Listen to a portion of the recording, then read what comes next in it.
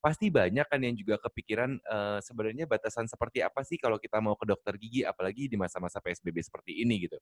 Nah, Iya, benar. batasannya tuh seperti apa sih Dok, sebenarnya kalau untuk ke dokter gigi di masa-masa PSBB ini?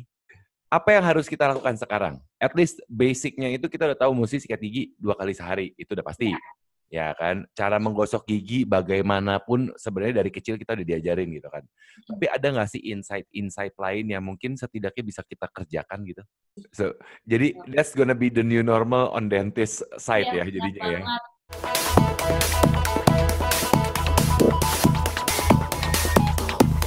Di obrol-obrol kali ini barengan sama Dokter Gema Paramesti, hai. Sehat Dok? Sehat, gimana Mas Sehat. Vito?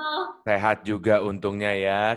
Kita mengikuti anjuran, sesuai dengan anjuran pemerintah, kita di rumah aja, ya kan. Oke. Tapi Dok, sebenarnya gue pengen cerita gitu ya, ini awal muasalnya gara-gara kenapa gue kepikiran mau ngajak elu buat konten YouTube, karena ini sebenarnya curhatan pribadi. Oke. Jadi, karena memang sebenarnya sebelum masa PSBB ini dimulai, gue itu sudah masuk sebenarnya mendekati jadwal rutin gue ke dokter gigi untuk bersihin karang dan juga stain gigi. Tapi karena kondisinya nggak memungkinkan, ya sudahlah ya kita terima nasib dulu. Tapi akhirnya gue kepikiran, iya ya, pasti banyak kan yang juga kepikiran, sebenarnya batasan seperti apa sih kalau kita mau ke dokter gigi, apalagi di masa-masa PSBB seperti ini gitu. Nah, Iya, benar. batasannya tuh seperti apa sih Dok, sebenarnya kalau untuk ke dokter gigi di masa-masa PSBB ini? Oke, makasih Mas Niko udah diundang juga biar ini sebagai edukasi untuk Mhm, semuanya ya. Jadi mhm, intinya itu kalau misalnya sekarang ini memang hanya emergency case saja di mana oke pasien itu bisa ke dokter gigi. Tapi itu pun hanya beberapa klinik dan rumah sakit yang memang membuka di saat seperti ini. Ada oke. juga mungkin menutup total atau memang ya sudah sesuai perjanjian emergency case tersebut, yaitu ada 4. Nah, Apa 4 aja tuh? aja sih. Mhm, Ada satu yaitu karena adanya trauma pada wajah atau gigi, misalnya mhm, ada anak kecil atau mungkin ada orang yang kemudian jatuh terus mhm. kemudian mengenai giginya, akhirnya ya udah harus ke dokter gigi. Oke. Kemudian yang Bentar kedua Dok, bentar Dok. Traumanya tuh kayak gimana tuh bentuknya? Maksudnya traumanya tuh biar orang get the point gitu, karena trauma itu kan pikiran memar doang atau apa iya, gitu. oke, trauma ini bahasa kedokteran ya. Heeh Jadi heeh. traumanya di sini tuh maksudnya bukan trauma sakit hati dan lain sebagainya. Heeh Ini heeh. misalnya kita jatuh nih, Heeh. kemudian mengenai bagian gigi dan akhirnya gigi gusinya berdarah, giginya Mhm. goyang, udah itu langsung ke dokter gigi aja. Oke, termasuk pun juga kalau gigi patah? Iya, Oke, apalagi itu, sip. apalagi Pak. Oke. Ya siapa Nah, tahu anak-anak main sepeda gitu jatuh, ya nah, kan? ya, Mhm. itu memang banyak terjadi. Biasanya rekan sejawat aku sangat banyak sekali yang memang menerima pasien yang seperti itu. Oke, Gitu. baik. Itu yang pertama. Yang kedua? Nah, yang kedua adalah yang perdarahan yang tidak berhenti. Oke. Nah, pendarahan yang tidak berhenti itu biasanya disebabkan karena apa? Kemungkinan-kemungkinannya biasanya, Dok? Ada penyakit yang Oke. menyebabkan perdarahan tidak berhenti, misalnya epulis dan lain sebagainya, tapi itu Oke. sangat jauh lah ya untuk itu. Heeh. Ada juga yang mungkin seminggu sebelum pandemik ini diumumkan dia Mhm. misalnya ya cabut gigi, kemudian Iya. darahnya nggak berhenti-berhenti, itu bisa langsung Oke. saja appointment untuk ke dokter gigi ya. Oke oke. Nah, Kemudian yang ketiga itu adalah nyeri yang tidak tertahankan nah ya. ini banyak nih. Nah, ini banyak banget. Heeh. Ada yang kemarin-kemarin sakit tapi nggak ke Heeh dokter gigi, heeh. lama-lama udah jadi bengkak dan sakit sekali, baru Mhm. kemudian bilang, "Dok, ini gimana dong? Ini Iya. gigi saya sakit." Nah, itu boleh banget untuk ke dokter gigi. Cuman yang pernah aku jelasin mungkin sama Mas Mhm. Niko, kalau Mhm. untuk kasus ketiga dan keempat, yang Mhm. keempat ini adalah bengkak. Nah, Mhm itu kalau mhm. misalnya sudah seperti ini, nanti boleh konsultasi dulu Oke telemedicine dengan si dokternya. Kalau oke. misalnya memang menggunakan resep obat sudah membaik, Bisa. ya Mhm. sudah, akhirnya kita coba untuk tunda dulu. Tapi kalau misalnya ternyata memang belum membaik, ya sudah Mhm. langsung appointment saja ke dokter gigi untuk kita lakukan perawatan gigi yang sesederhana mungkin. Oke, jadi artinya satu itu adalah based on urgency-nya, tingkat urgent-nya, apabila di gigi itu terdapat trauma, misalkan jatuh atau apa ya dok ya. Hmm. Yang kedua itu adalah memang, tadi yang kedua adalah, sebentar, kok gue jadi lupa, ya kan? Pendarahan yang Oh tidak iya, berhenti. pendarahan yang tidak berhenti.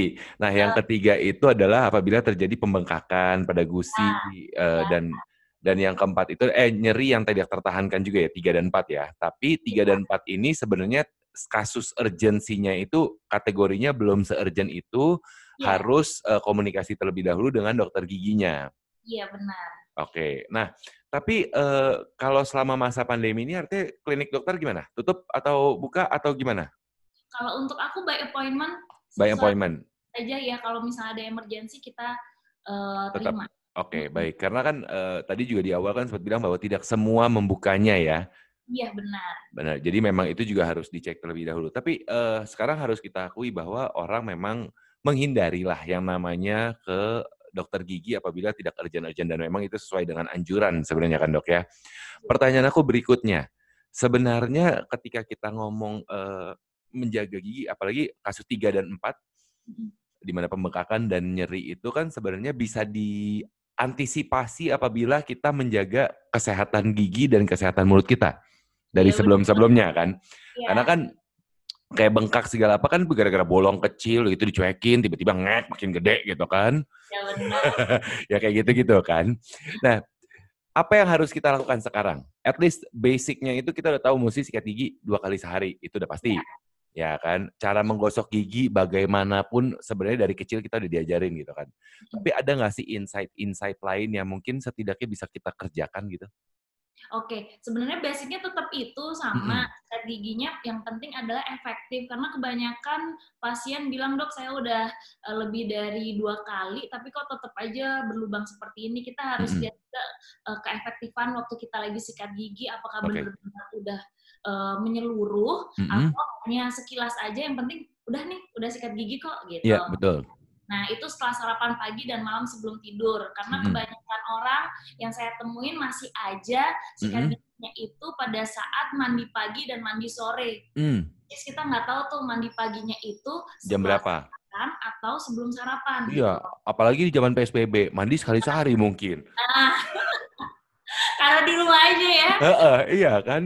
Ya. Heeh, Nah, terus kemudian kalau misalnya sudah tahu seperti itu, kita harus juga bisa tambahkan dengan kumur menggunakan antiseptik. Ya. oke, mhm, Nah, itu untuk masalah brandnya ya nanti mungkin Japri aja iya, menyebutkan. Intinya adalah yang mungkin mengandung bahan povidone iodin oke, atau apa itu? chlorine oxide itu juga bisa.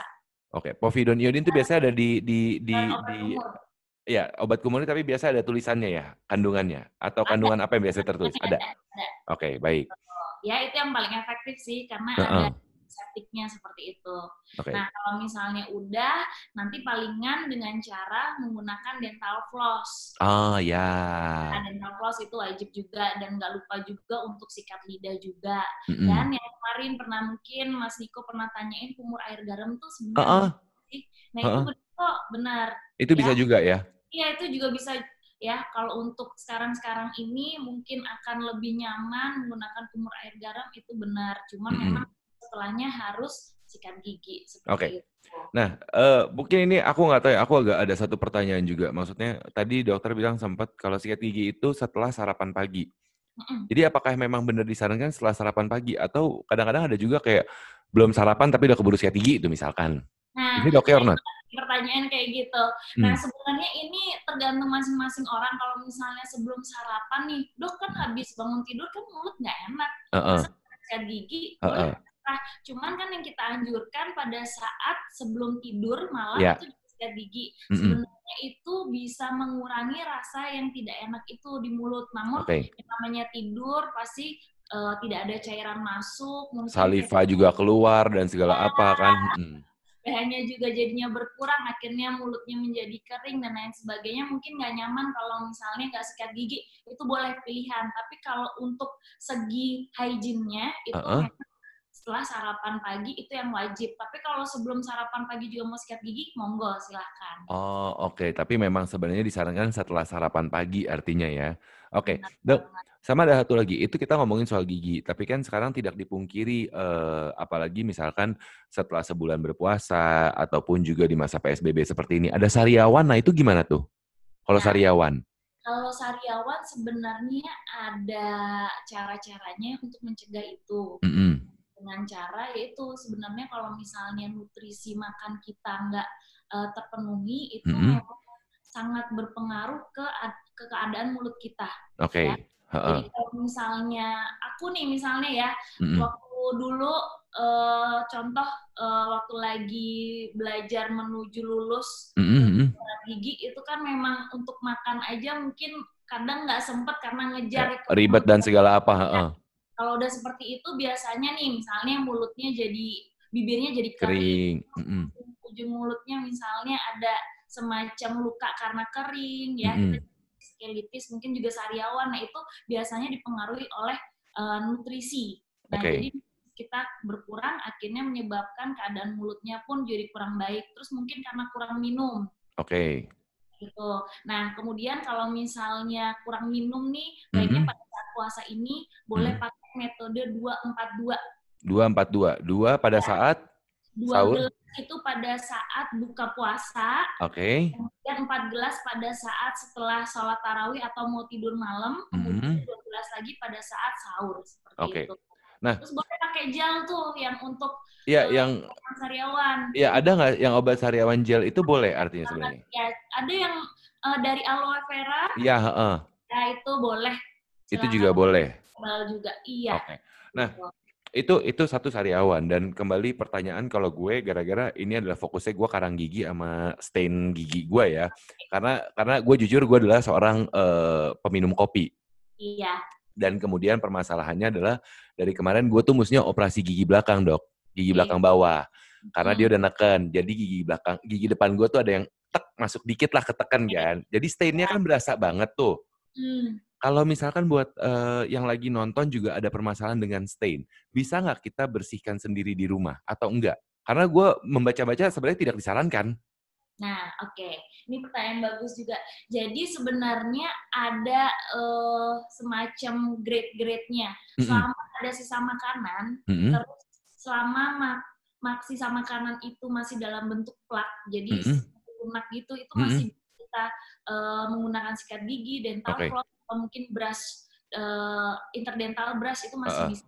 Tapi Oke. kalau misalnya sudah terkalsifikasi atau mengeras, Heeh. Kang gigi itu mau nggak mau memang harus menggunakan alat yang ada di dokter gigi, entah itu Oke. scaler atau hand instrument. Jadi Oke. untuk masa-masa nanti nih pada saat setelah pandemi, memang Mhm. kita dokter gigi disarankan untuk menggunakan yang hand instrument aja. Oh Jadi nggak gitu? pakai gitu Iya, enggak, heeh. iya karena itu menimbulkan aerosol gitu. Oh, nah Nanti it nah satu-satu. ini menjadi pertanyaan gua, iya juga ya, karena kita tidak bisa bohong bahwa si, COVID-19 ini salah satu, penyebarannya adalah melalui droplet atau cairan, dalam tubuh, which is ini berhubungan dengan profesi dokter nih, dokter Nah, gigi. Iya kan? Lu akan berhadapan dengan itu gitu kan dan sampai saat ini karena vaksin dan segala apa belum ketemu, kita tidak tahu, ya oke lah mungkin nanti pada akhirnya masa PSBB ini akan berakhir, tapi kan bukan berarti si COVID-19 ini selesai, ya iya kan? betul banget. Masih ada resiko yang mungkin saja terjadi. Iya, Lu lu sebagai dokter gigi mungkin ada nggak sih, kan setahu gue kan emang ada ikatan dokter gigi, ya kan? iya benar. Ada obrolan-obrolan pasti di antaranya gitu, Oh, banyak mekanisme gitu. iya Mekanisme benar. apa yang akan terjadi ke depannya ini dengan dokter gigi? Jadi intinya adalah kemarin sempat juga bahas sama financial planner Heeh juga, heeh. dan juga bahas sama ketua ikatan kita ya, Heeh heeh. PDGI, Persatuan Dokter Gigi Indonesia PDGI. Nah, Heeh. nanti kita udah bikin protokol nih kira-kira kalau misalnya memang kita buka lagi new Mhm. normalnya seperti apa sih gitu. Iya. Intinya tetap harus pakai pakai APD-nya level 3, entah Oh, itu oke. pakai hazmat, Iya. Google dan Google, lain. heeh.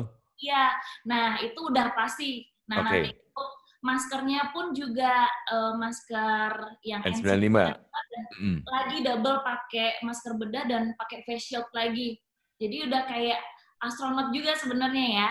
Nah, tapi harus diingat juga, ada kemungkinan karena kita harus menggunakan APD, kemarin Iya, sempat ngobrol sama financial planner, heeh. jadi kemungkinan nanti biaya untuk perawatannya pun ada. Beda dong. Iya, setengahnya kita bebankan ke pasien, tapi setengahnya juga mungkin dibebankan ke klinik atau rumah sakit tersebut. Yeah, it's Itu gonna be a memang different thing. It's gonna be a different thing. Yes, iya, indeed. iya, iya. Wow. Ya, dari sisi ya dan gue nggak tahu ya, maksud gue selama ini ya oke, kalau kita ke dokter gigi pasti pakai hand glove lah ya, itu udah Iya, pasti sebenarnya. iya, Tapi kan masih dengan baju baju pada umumnya, palingan pakai iya, kacamata doang, belum masker iya, dan segala apa gitu kan. iya. Gue ngebayangin, lo pernah nggak kebayang di otak lo akan sesusah apa itu operating ketika lo harus mengulik-ngulik dengan baju lengkap, masker segala apa?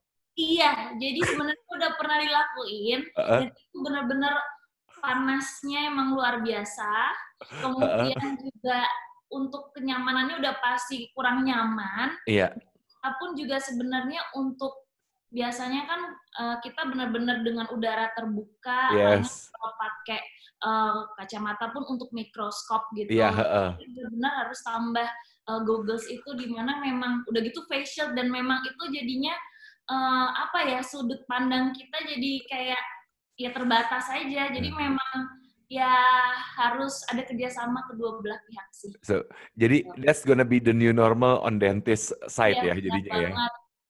Iya. Itu yang akan terjadi ya kira-kira kurang lebih ya ke depannya ya. Banget, resiko. Jadi ya Wow. memang nantinya new normalnya ini kita akan buat sedemikian rupa biar ada pencegahan untuk ke pasien pun juga Iya. aman, tapi ke dokternya pun juga aman seperti itu. Yes.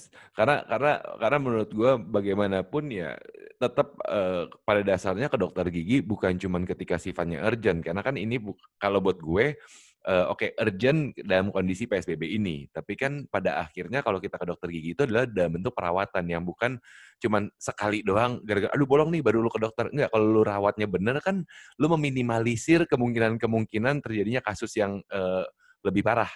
Mhm, Ya kan? bener Dan jadi banget. dan gue ngebayangin gitu entar kalau misalnya gue ke dokter gigi setelah masa PSBB ini dan new normal, wow. Udah kayak lihat astronot sama astronot deh udah Iya, heeh. Nah, tapi vaksin. tapi abis itu kemudian, berikutnya ketika itu akan menjadi the new normal untuk dunia, perdokter gigian, tadi lu sempat bilang juga memang ya logikanya sih masuk akal secara biaya memang itu akan ada biaya tambahan karena APD dan segala apa yang akan, kalau tadi ngomong sama financial planner akhirnya memang akan dibagi 2 lah ya. Iya, bisa seperti itu. Oke, bisnis modelnya seperti itu jatuhnya ya, kemungkinan besar Ya, ya. Oke. Loh, tapi satu hal, kira-kira kalau lu pribadi melihat di Indonesia orang merawat perawatan mulutnya atau giginya itu seperti apa sih? Apakah mereka masih kurang atau gimana? oke, sebenarnya kita kan selalu ada namanya itu riset kesehatan dasar Mhm, tuh, mhm, ya. Jadi untuk beberapa tahun sekali memang kita melakukan itu, ya. mhm, Nah, mhm. kalau misalnya memang masih dari data itu memang untuk penyakit rata-rata yang selalu di atas yaitu ya pulpitis. Pulpitis itu di mana memang lubang yang dalam Oke, akhirnya infeksi pulpa atau jaringan syaraf itu yang akhirnya jadi sakit gigi itu yang biasanya paling itu banyak banget kasusnya. itu yang Nah, akhirnya perawatan akar gigi ya? iya bener banget. Cukup sekali dalam seumur hidup saya perawatan akar gigi dan itu tidak menyenangkan sama sekali. Nah, makanya kenapa banyak yang juga tanya kan, "Dok, kok waktu kakak saya ditambal cuman sekali kunjungan, tapi waktu saya ditambal kok berkali-kali kunjungan, apa bedanya?" Ya itu Eh, tergantung kasusnya lagi-lagi. Kalau Oke, dalam ya udah, berarti perawatannya makin kompleks. Jadi oke. tinggal gimana kita sebagai pasien benar-benar mencegah agar tidak mengarah ke sana, seperti itu. Iya, oke. Karena, ya jujur itu buat gue, itu salah satu penyebab akhirnya gue bener-bener meyakinkan diri gue harus rutin ke dokter gigi, gue nggak boleh. Karena Nah, merasakan sekali aja perawatan akar gigi, cukup ya, cukup. Dari sakitnya cukup, dari biayanya juga cukup ya. Curhatan. nah, itu aku selalu bilang ke pasien, "Ibu Heeh, kalau misalnya ingin menghemat tenaga, heeh. waktu baiknya rutin aja untuk 6 bulan sekali pergi ke Mhm. dokter gigi, jangan sampai nanti kalau misalnya sudah sakit sekali, Heeh. jadinya perawatannya makin kompleks dan akhirnya menimbulkan biaya, waktu, dan tenaga yang makin panjang lagi, seperti Betul. itu. Anyway, gue cuman pengen sharing juga, Dok. Maksudnya mungkin juga sekedar, reminder buat teman-teman yang nonton ini, correct me if I'm wrong gitu ya. Jadi, untungnya gigi belakang gue yang bagian atas, gigi bungsu bagian atas itu sebenarnya tumbuh dengan normal. Oke. Tapi akhirnya gue memutuskan untuk mencabutnya, karena Oh, bolongnya udah nggak tahan, oke. ya kan. Dan ternyata ketika gue konsultasi dengan dokter gigi gue waktu itu, jawabannya adalah, "Karena lu nyikat giginya nggak sampai belakang, Nik." Nah, iya. Iya, bener Iya, banget, benar. itu jadi artinya musti diperhatikan juga bener-bener sampai belakang ya. Iya, benar banget. Karena, Iya, jujur aja kalau sendiri ya, kan mhm, pengalaman pribadi juga, gigi bungsu aku juga memang masih semuanya, tumbuh normal. mhm, mhm, Tapi memang pada saat kita menyikat giginya depan kaca, depan mhm, cermin, memang mhm. kelihatan kok banyak sekali mungkin sisa makanan yang kalau nggak diliatin banget itu benar-benar belum tersikat dengan baik. Jadi memang ada baiknya untuk sikat giginya di depan cermin sih, gitu. Oke. Dan sebenarnya segampang mudah pakai lidah aja lu berasa kok keset kalau masih ada sisa makanan, Iya iya, ya kan? Dites-tes begitu. Tapi anyway, Dokter Kema terima kasih banyak atas waktunya. Mungkin ada yang mau disampaikan lagi nggak nih buat yang nonton? oke, untuk semuanya, semoga semuanya selalu sehat nih, ya. Amin. Makasih juga Mas Niko, ini mungkin bisa sebagai edukasi dan menyebarkan suatu hal positif untuk banyak orang, di Mhm, mana memang pada saat seperti ini mungkin banyak yang juga mengambil hikmahnya, iya, di mana memang semuanya harus menjaga kesehatannya dengan baik, mhm, jangan nanti-nanti kalau misalnya memang kita nanti-nanti kita nggak tahu nih ke depannya perawatannya akan seperti apa. Yang penting sekarang adalah menjaga kesehatannya dengan baik dan mencegahnya dengan baik agar tidak timbul penyakit-penyakit yang memang bisa membuat jadinya kita menyesal seperti itu. ini. Dok, gue pengen nanya deh, ini agak agak private sih, tapi gue kepikiran aja. Laki lu tuh kan juga dokter gigi kan? Iya benar. Iya kan? Pertanyaan gue, lu berdua saling ngecek nggak sih? Maksudnya gitu. Jadi kalau sakit itu saling berdua apa konsultasinya gimana? Oke, untungnya Ini cuma iseng doang sih, gue kepikiran. oke sejauh sejauh ini kita memang nggak pernah semoga ya nggak pernah sakit gigi. Tapi kalau untuk pembersihan karang gigi Iya kayak gitu? ya gitu. Ya, kalau udah ada, apalagi udah klinik gigi sendiri juga, jadi kalau nggak pergunain ya sayang dong. Jadi udah kita waktunya untuk bisa kasih contoh juga ke orang banyak kalau kita sendiri pun menjaga kesehatan gigi dan mulutnya pun juga rutin gitu. Jadi janjian ngedate-nya bukan janjian ngedate nonton, bukan janjian ngedate makan. Ayo sayang kita bersihin karang gigi. Aduh, aduh kok sampai bosan ketemu lagi sibuk Iseng aja nggak apa-apa ya dok ya. Kan gue penasaran aja. Kalau satu profesi itu seperti apa sih? Gitu. Oke, dokter terima kasih banyak. Kita ketemu kapan-kapan dan kali kesempatan ya. Oke, Thank terima you.